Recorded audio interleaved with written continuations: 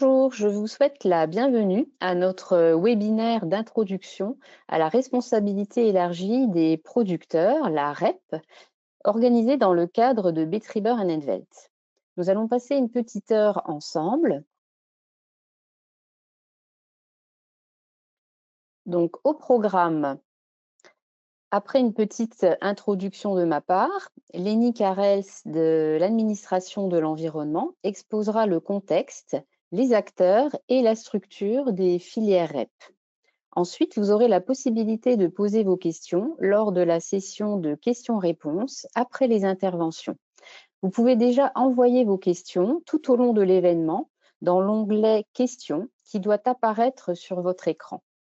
Après l'événement, vous recevrez un mail récapitulatif avec le lien vers la présentation et l'enregistrement du webinaire. Avant de donner la parole à notre intervenante, je souhaite vous en dire un peu plus sur Betriber Envelt.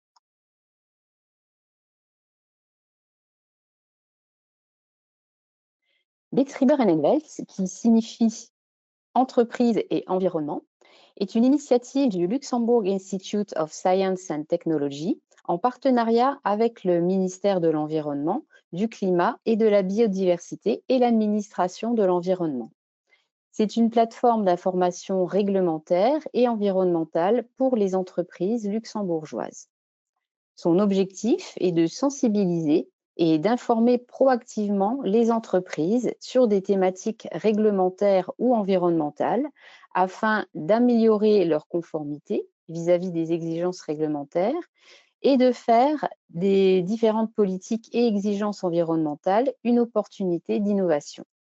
Pour cela, des activités gratuites sont proposées aux entreprises en collaboration avec des partenaires qui peuvent être des administrations, des fédérations et chambres professionnelles, ainsi que des institutions.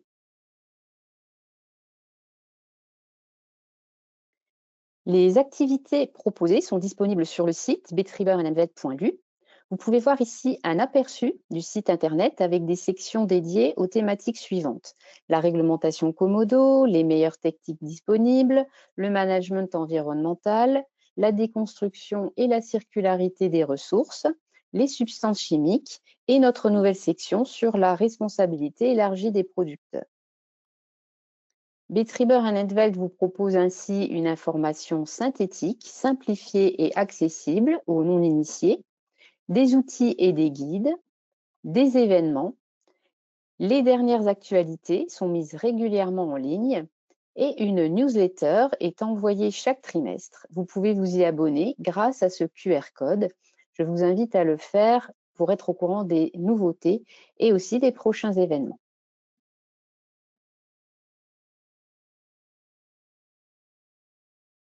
Betriber Envelt est également présent sur les réseaux sociaux, sur LinkedIn et sur YouTube.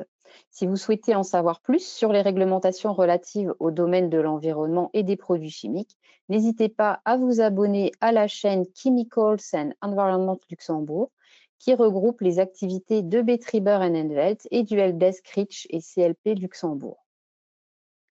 Vous pouvez retrouver des informations simplifiées et synthétiques sur la REP sur le site internet Betriber Envelt dans la section Responsabilité élargie des producteurs avec des sections dédiées aux équipements électriques et électroniques, aux emballages, aux batteries et aux produits du tabac avec filtre. Vous pouvez voir ici un aperçu de ce que vous trouverez dans chaque sous-section, avec des FAQ, des questions fréquemment posées, des liens vers la réglementation, la documentation disponible, les outils, les liens utiles au niveau national et européen et les coordonnées de l'administration de l'environnement.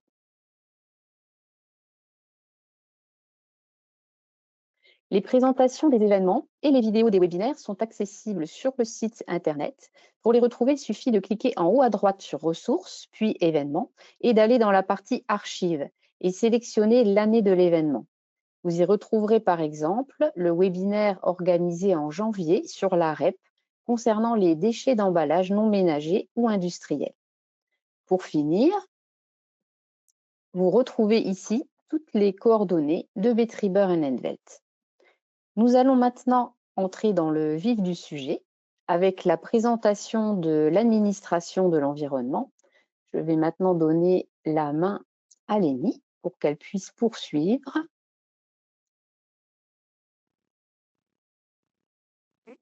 Bonjour et merci beaucoup Caroline pour l'introduction. Hem, donc je vais, commencer par, donner vous une introduction à la REP. Donc on va parler du contexte, des acteurs et de la structure des filières REP.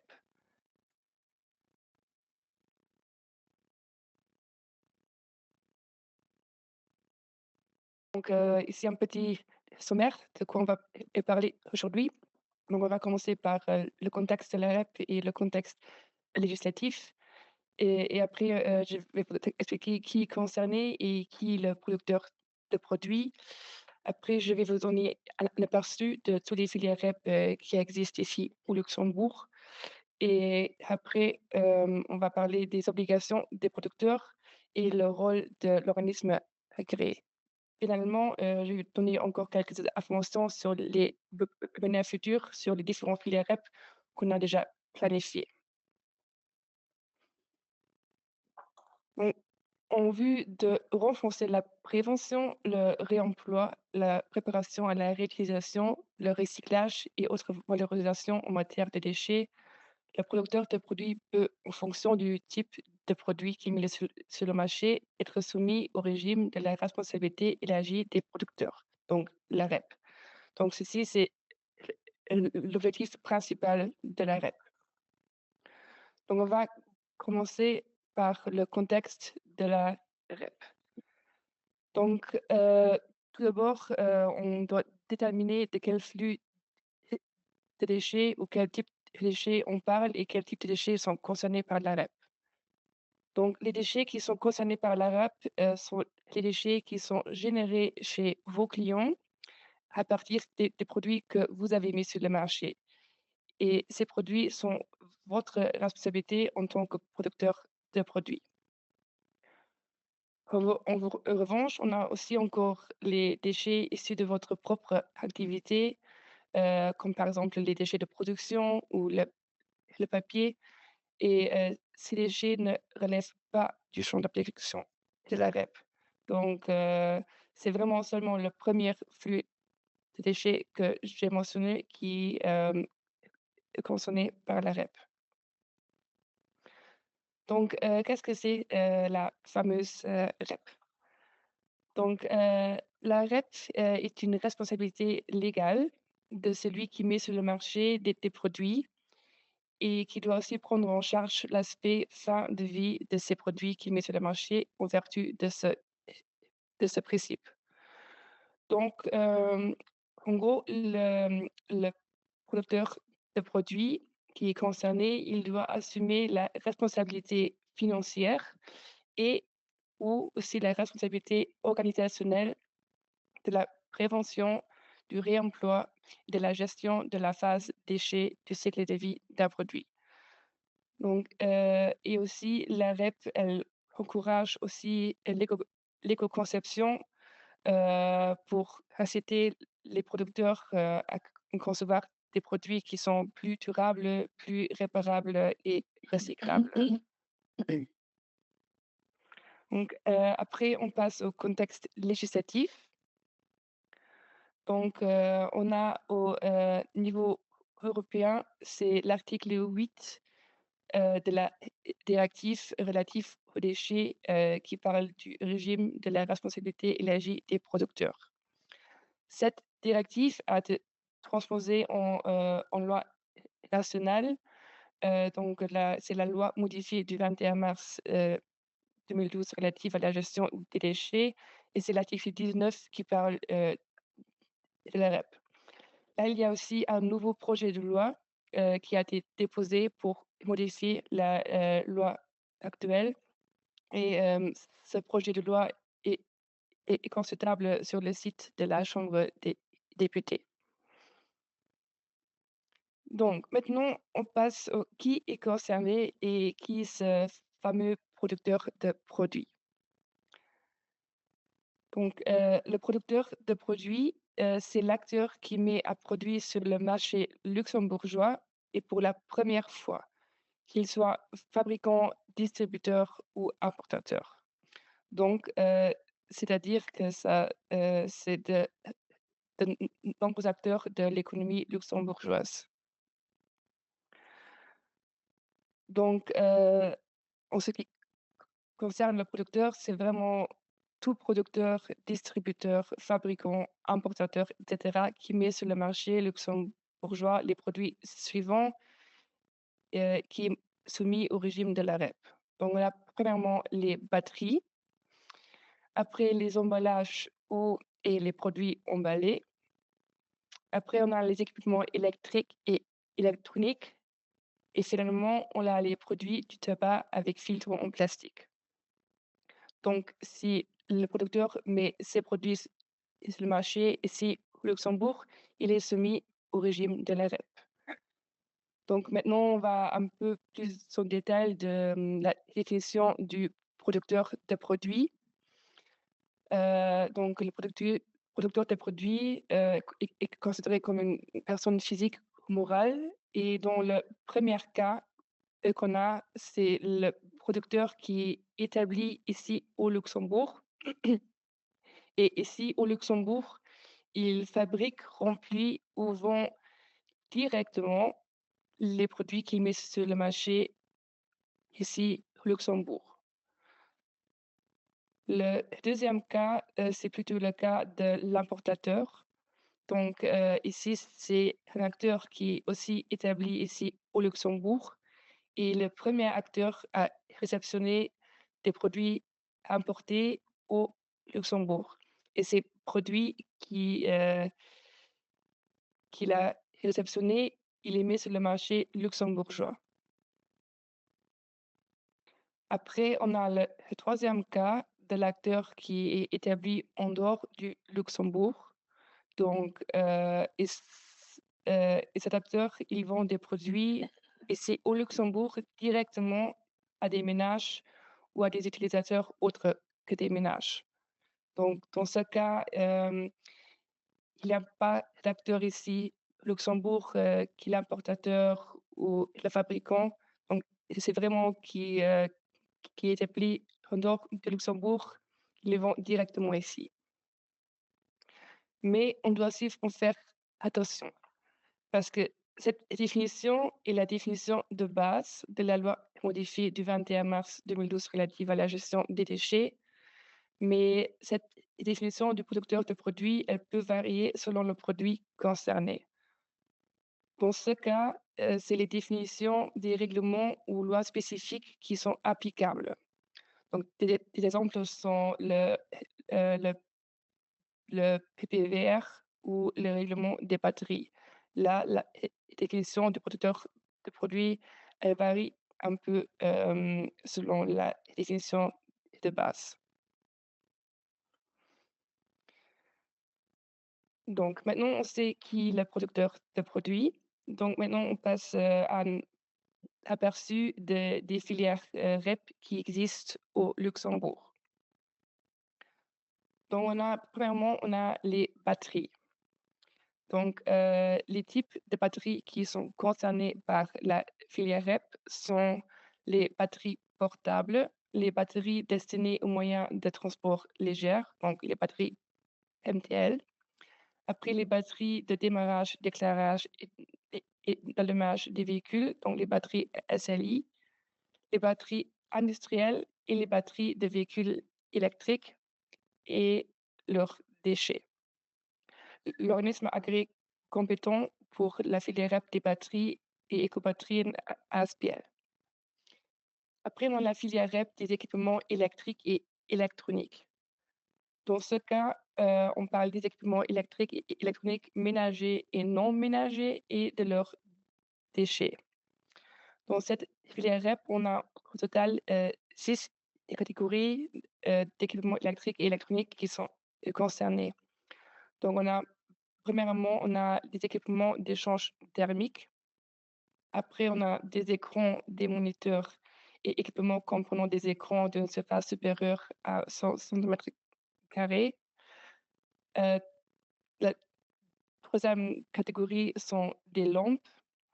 Après, on a encore des gros équipements et des petits équipements et dernièrement, on a la catégorie des petits équipements informatiques et des télécommunications. Dans ce cas, l'organisme agréé compétent est Ecotrel ASBL. Ensuite, on a encore la filière REP des emballages. Donc ici, on parle des emballages ménagers et non ménagers ou industriels et leurs déchets. Et on a encore les emballages réemployables. Donc ceci concerne tous les emballages mis sur le marché ici au Luxembourg et tous les déchets d'emballage. Mais il y a encore quelques obligations supplémentaires qui concernent les emballages en plastique à usage unique. Donc, la filière REP des emballages concerne aussi encore les récipients pour aliments. Après les sachets et emballages en matériaux souples contenant des aliments destinés à être consommés immédiatement dans le sachet ou l'emballage. On a aussi encore les récipients pour boissons d'une capacité maximale de 3 litres. Après les gobelets pour boissons, y compris leurs moyens de fermeture et couvercle, et encore les sacs en plastique légers. Dans ce cas, l'organisme agréé compétent est la Valolux ASBL. Et finalement, on a encore la filière REP des produits du tabac avec filtre. Donc, pour être plus en détail, c'est les produits du tabac avec filtre et filtre commercialisés pour être utilisés en combinaison avec des produits du tabac et leurs déchets.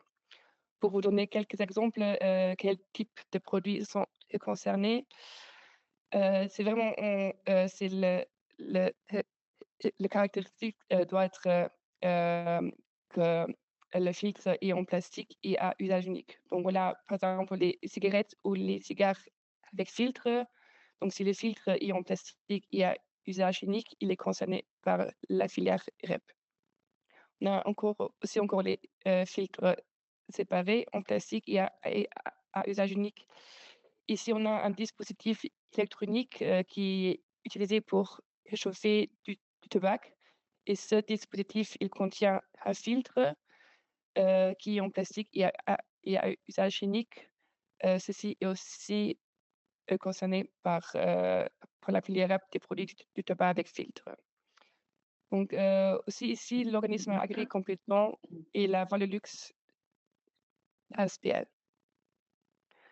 Donc maintenant, on a défini, qui est le producteur de produits. On a un aperçu de tous les filières REP qui existent ici au Luxembourg. Maintenant, je vais vous expliquer un peu les obligations des producteurs et le rôle des organismes agréés. Donc, premièrement, je vais parler un peu des obligations de base du producteur de produits qui sont mentionnées dans l'article 19 de la loi relative aux déchets. Donc, le producteur de produits, il doit se mettre en conformité si les produits qu'il met sur le marché sont soumis au régime de la REP. Donc ça, c'est la base de l'article 19. Et après, le producteur de produits, il a aussi l'obligation de contribuer de façon proactive à l'atteinte des objectifs qui sont mentionnés dans la loi relative aux déchets. Il doit faire ça en favorisant, par exemple, l'éco-conception, la prévention, le réemploi, préparation à la réutilisation, le recyclage ou des changements de comportement sociétaux. Après, le producteur, il doit aussi encore assurer la transparence des flux de déchets. Mais toutes les obligations supplémentaires du producteur de produits, ils sont fixés dans les dispositions législatives ou réglementaires spécifiques en vigueur. Donc les obligations supplémentaires, ils comportent par exemple le réemploi ou la reprise. Donc ici, on parle de la collecte, du transport et du stockage, et après le traitement et la sensibilisation. Donc, ici, on parle, par exemple, du marquage du produit ou des informations, aux aux clients. Et il y a aussi encore des obligations supplémentaires concernant le financement, donc, l'assurance ou la garantie financière, des produits. Donc, les obligations supplémentaires des déchets de batterie, au moment la loi qui est encore en vigueur, c'est la loi, des déchets de piles et accumulateurs.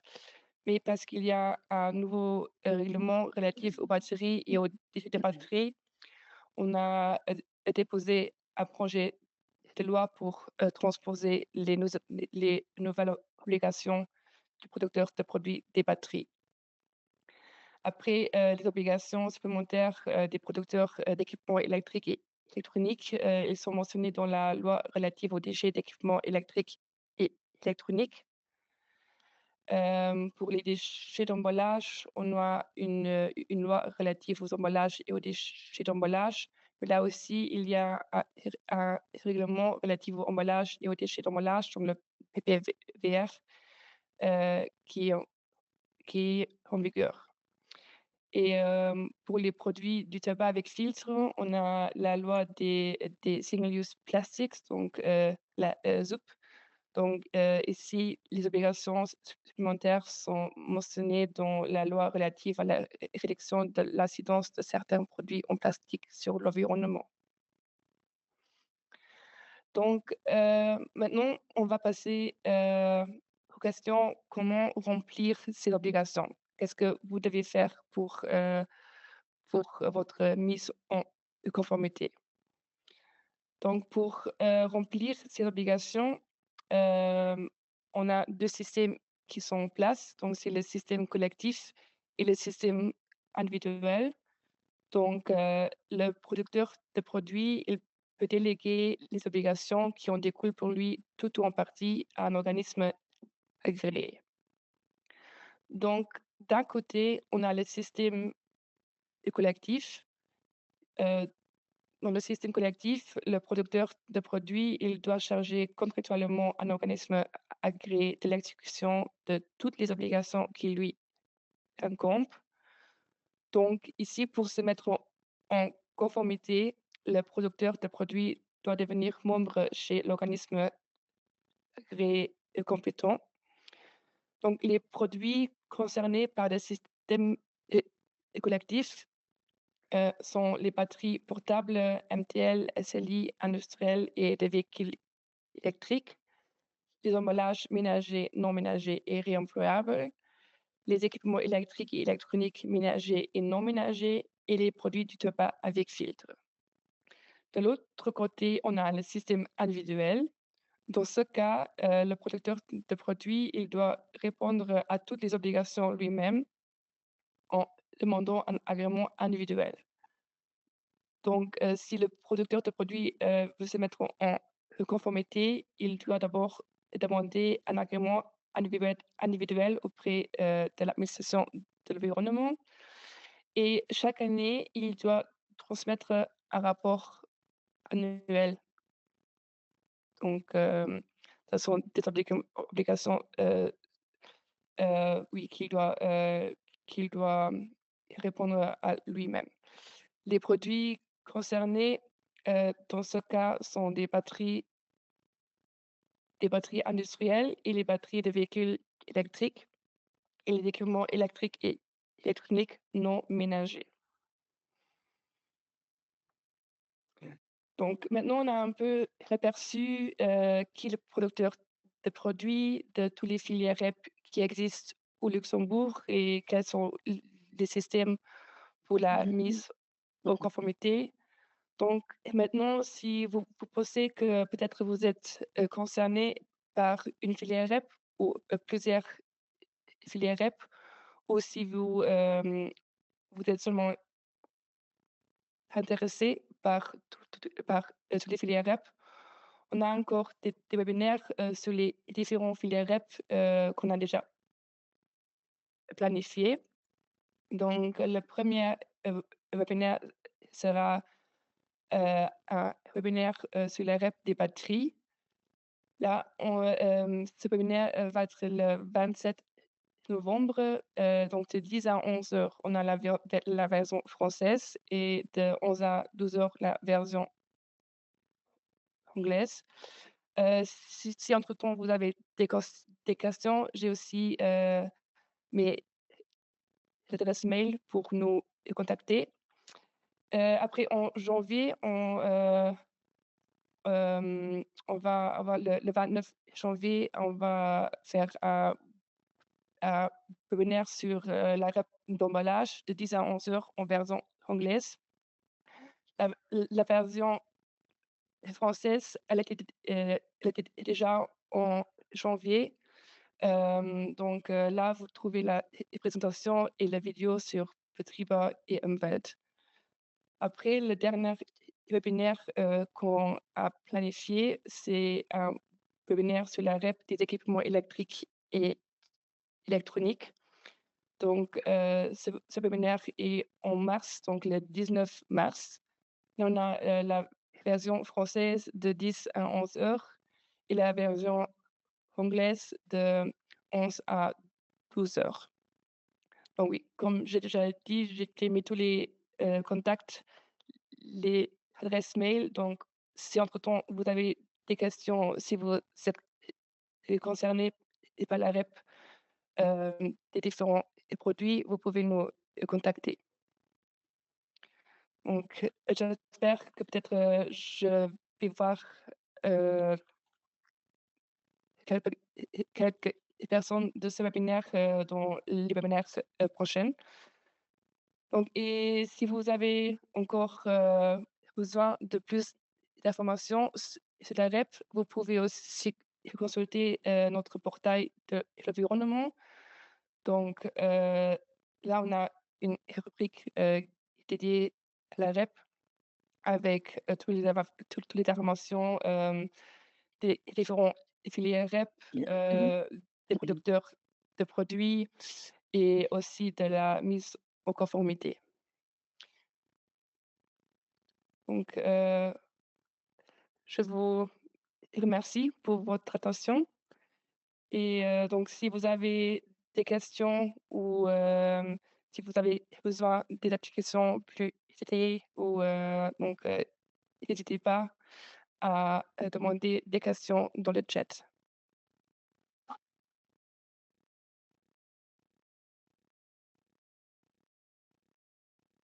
Merci beaucoup, Lénie, pour cette présentation. Donc, qui a été en plus rapide, on est en avance sur le timing, et donc on aura encore plus de temps pour les questions.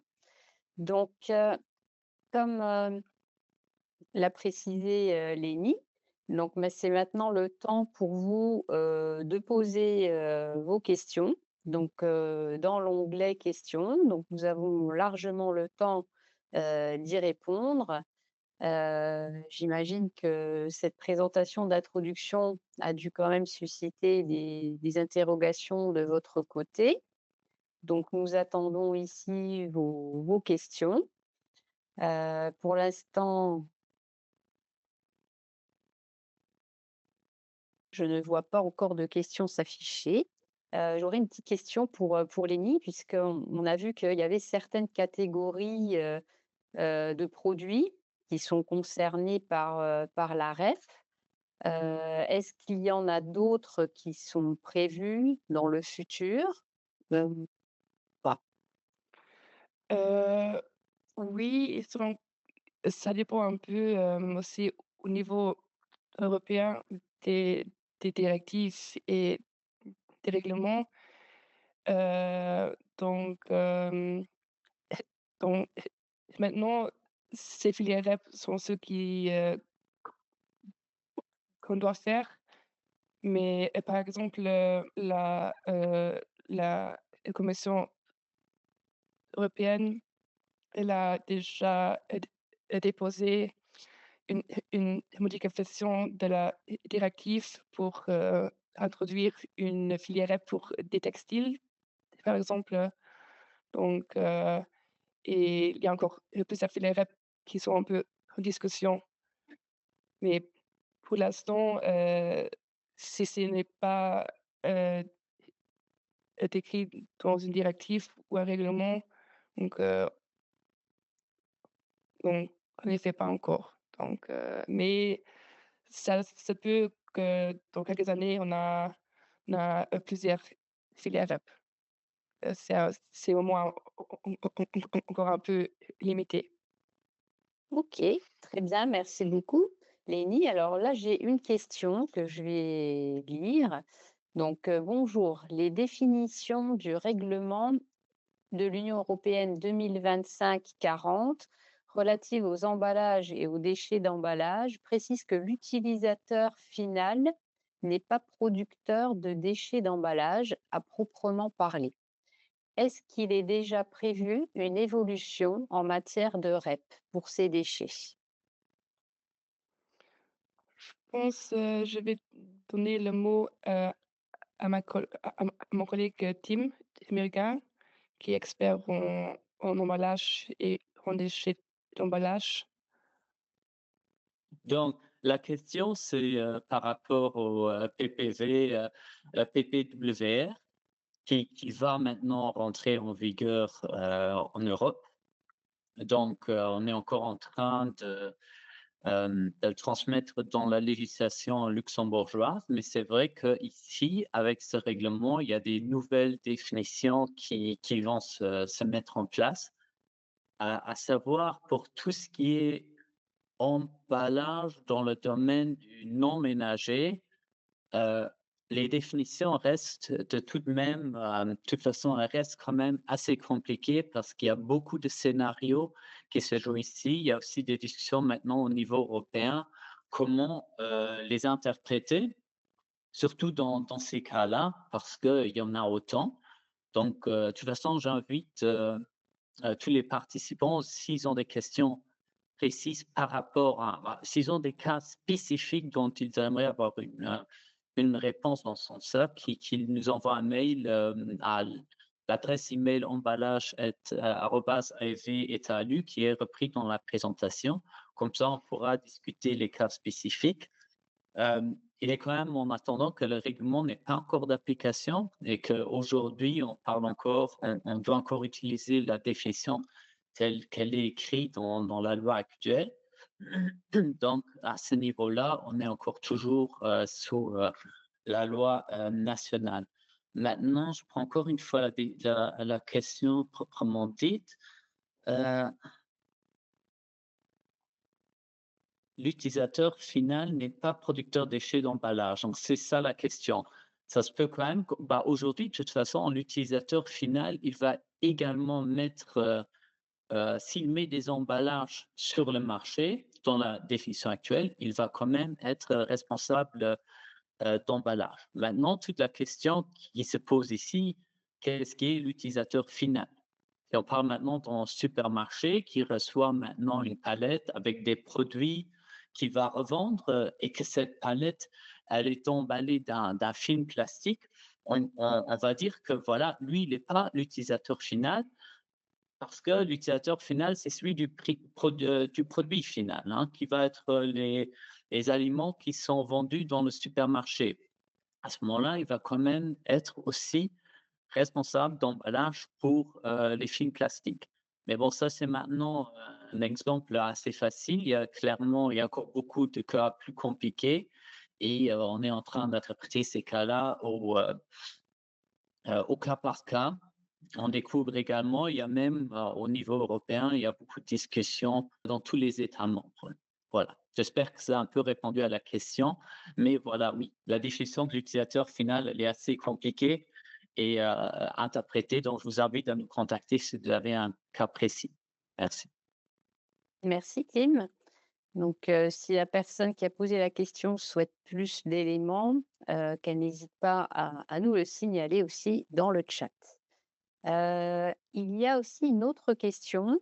Comment sont reversées les primes par les repreneurs tels que Lamèche, par exemple, pour les déchets d'emballage? sais pas si vous êtes à même d'y répondre à ces questions. Donc je la reprends également. J'imagine que vous me entendez toujours. Donc ça, c'est maintenant, ça, c'est une question qu'il faudra voir avec, Valorlux eux-mêmes. Donc eux, ils sont, l'organisme agréé qui gère cette, filière REP. Donc il s'agit toujours de la filière REP, des non ménagers, déchets d'emballage non ménagers. Ici, Valorlux, ils ont créé un système d'incitation, pour, des sociétés à collecter, les déchets d'emballage chez eux et de les déclarer chez Valux. Ils ont ici fait un système, de prime qui n'est pas défini par l'administration de l'environnement et donc je vous renvoie vraiment, chez eux pour, répondre à cette question, plus précise. Aussi, c'est encore quelque chose d'assez nouveau donc voilà, donc c'est peut-être aussi de nouveau, un peu un cas par cas, mais je vous invite, à les contacter, ils vont vous aider sur cette question-là. Merci Tim. Alors là, je n'ai pas de questions. Par contre, j'ai, un petit ajout de Nadine Bertrand qui est aussi en backup, qui peut-être ne souhaite pas se montrer, souhaite rester dans l'ombre et qui souhaite compléter la réponse de Lénie concernant les futures filières REP. Donc, elle indique qu'un règlement européen est en cours de négociation concernant les véhicules hors d'usage et que cette filière viendra donc, dans les années à venir et à noter que nous avons déjà un règlement grand-ducal pour ces véhicules hors d'usage. Voilà pour le complément d'information. Donc, pour Tim, voilà, tu as bien fait de venir Tim, hein. Donc, dans le cas d'un traiteur cantine qui utilise des barquettes plastiques à usage unique provenant d'un fournisseur pour emballer ses plats préparés, qui doit déclarer ces emballages, le traiteur cantine ou le fournisseur fabricant, entre parenthèses importateur? Et surtout, comment s'assurer que ces emballages ne soient pas déclarés deux fois? Ah, la 2e partie, pour, pour la déclaration, qu'elle ne soit pas déclarée 2 fois, ça c'est encore, assez facile dans le sens que, de nouveau, notre organisme agréé, ils font, ces contrôles-là, à s'assurer qu'ils ne sont pas 2 fois. D'ailleurs, le plus facile pour vous, si vous mettez de nouveau des produits emballés sur le marché pour vérifier si, ils ne sont pas déjà déclarés par un producteur d'emballage ou un importateur. Vous voyez la liste, de tous les, producteurs sur le site internet de Valorlux, mais aussi sur notre site internet à nous. On a une liste avec tous les producteurs qui déclarent, des emballages. Donc là, vous voyez déjà si votre fournisseur est fait partie de cette liste-là, que lui, il reprend déjà cette responsabilité. Donc à ce moment-là, vous allez voir que vous êtes directement, plus concerné, par, par cette, de reprendre cette responsabilité. D'ailleurs, c'est dans ce sens-là que cela se fait souvent. Mais de nouveau, contactez Valorlux si vous avez des questions en ce sens-là par rapport à vos fournisseurs pour être sûr que justement, vous ne les déclarez pas 2 fois. Peut-être ils sont pris sur un autre nom et etc. Donc normalement, ils sont assez réactifs pour, répondre à ces questions-là. En ce qui concerne la 1re partie, de nouveau, ce qu'on vient de dire avant, si vous allez mettre des produits emballés sur le marché, à ce moment, vous allez être, responsable d'emballage. Donc si vous emballez des produits vous-même et que vous allez les revendre, c'est vous qui reprenez cette, responsabilité. De nouveau, en sachant que si votre fournisseur d'emballage n'a pas déjà repris, cette responsabilité. Savoir si maintenant, le cas d'un traiteur qui ne met pas beaucoup d'emballage sur le marché en fonction des quantités, on n'a pas dans la loi ce qu'on appelle un demi-mise, donc pour savoir si, voilà, si vous mettez que un tout petit peu d'emballage sur le marché, que vous allez être exclu de de la loi, on n'a pas repris cette formulation dans notre législation luxembourgeoise. Par contre, je sais de nouveau, il faut voir avec Valorlux s'ils s'ils reprennent pas eux la responsabilité pour des tout petites quantités. Je pense qu'ils vont pas nécessairement faire voir la déclaration, mais il faudra voir ça avec eux de nouveau pour être, euh, pour être sûr, certain de ceci. Merci Tim. Une autre question. En tant qu'entreprise, lorsque je réceptionne des marchandises emballées pour mon usage industriel, je suis considérée comme utilisateur final. Les déchets d'emballage de ces marchandises tombent-ils sous la réglementation REP? Voilà, ça c'est de nouveau une question qui se pose pour les emballages non ménagers. Donc, c'est une nouvelle filière REP qui a été installée au Luxembourg. Donc, comme j'ai dit tout à l'heure, il y a beaucoup de questions qui se posent là-dessus. Donc, de nouveau, on va être dans le cas de la définition actuelle dans la législation luxembourgeoise qui va être remplacée de nouveau d'ici peu par la législation, par le nouveau règlement européen, le PPWR. Donc, ici, dans la législation aujourd'hui au Luxembourg, on va dire, voilà, si vous réceptionnez des produits emballés et que vous mettez des produits emballés sur le marché, vous allez être responsable d'emballage. Donc, la question de nouveau critique qui va être, est-ce que vous allez mettre des produits emballés sur le marché luxembourgeois? Si vous le faites, vous allez être responsable également pour les emballages que vous recevez.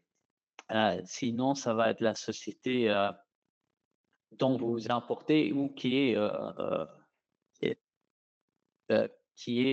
au Luxembourg. Voilà.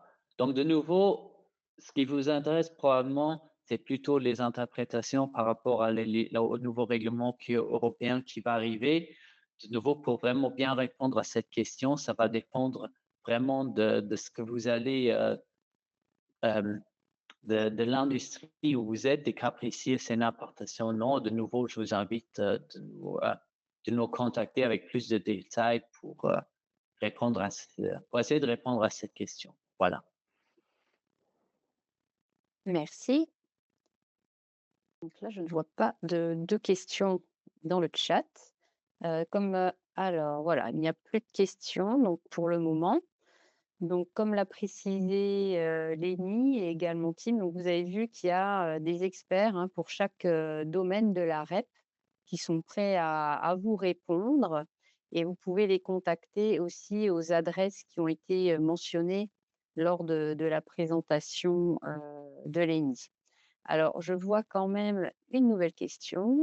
Alors, une question concernant les entreprises qui utilisent des produits, donc des batteries, des DEE, des emballages, mais qui commercialisent uniquement des services. Alors, qu'en est-il pour ces entreprises?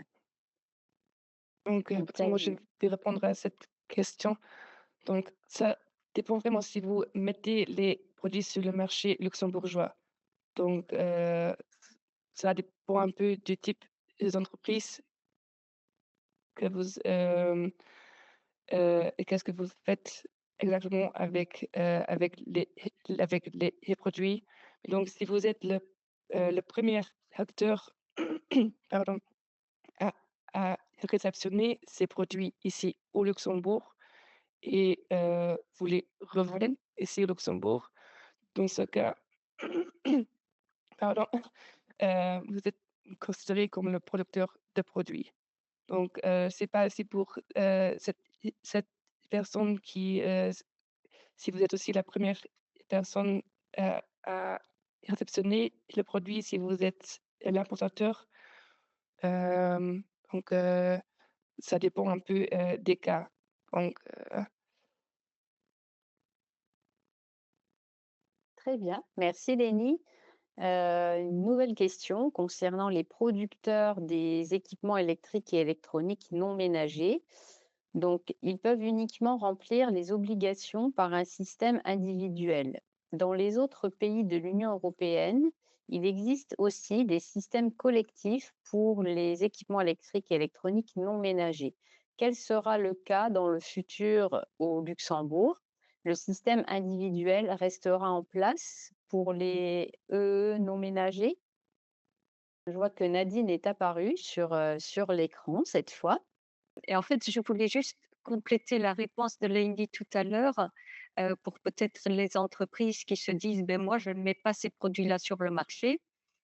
Sachez qu'en tant qu'entreprise utilisatrice de batteries, d'équipements électriques, électroniques, et d'emballages, là par contre, vous avez, des droits par rapport justement à ces produits.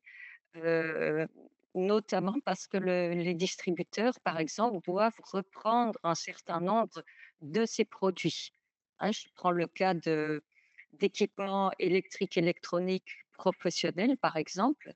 Là, il faut vérifier ce que prévoit votre contrat, avec, votre fournisseur, mais, en principe, ce fournisseur ou le metteur sur le marché de cet appareil doit reprendre l'appareil quand il est en fin de vie. Ce qui vous allège un petit peu de ces obligations-là. Voilà. Léonie, je ne sais pas si tu veux répondre à la question sur, les équipements électriques électroniques non ménagers?